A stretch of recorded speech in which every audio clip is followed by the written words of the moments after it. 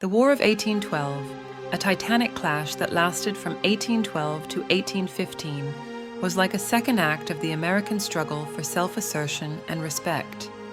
The United States, feeling the sting of British policies that impeded American trade and infringed upon its sovereignty, such as the practice of impressment, where American sailors were forced into service for the Royal Navy, decided to take a stand.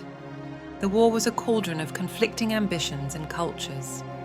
The United States eyed Canadian territories, controlled by Britain, with annexationist fervor, spurred on by the war hawks, young and passionate members of Congress from the South and West. On the northwestern frontier, Shawnee leader Tecumseh and his brother Tenskwatawa, known as the Prophet, assembled a confederation of tribes to resist American expansion, finding an ally in the British.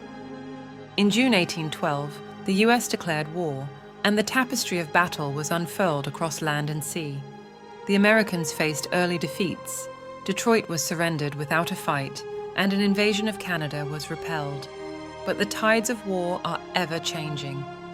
American naval prowess surprised the British with victories on the Great Lakes and the Atlantic Ocean, bolstering US morale.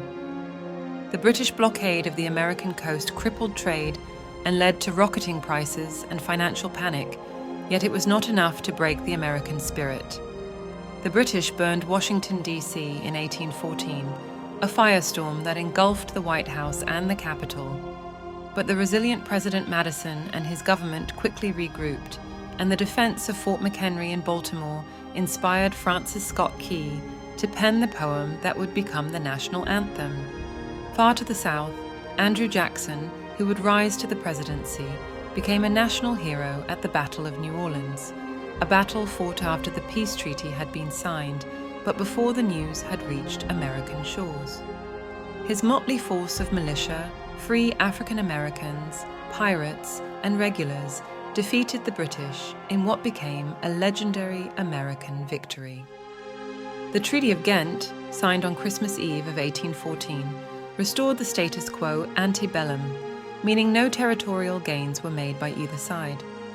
But the effects of the war were far-reaching. The Native American Confederation's resistance was broken, leading to further American expansion westward.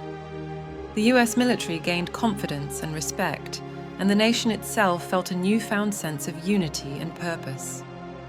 The era of good feelings followed, a period characterized by nationalistic fervor and political unity.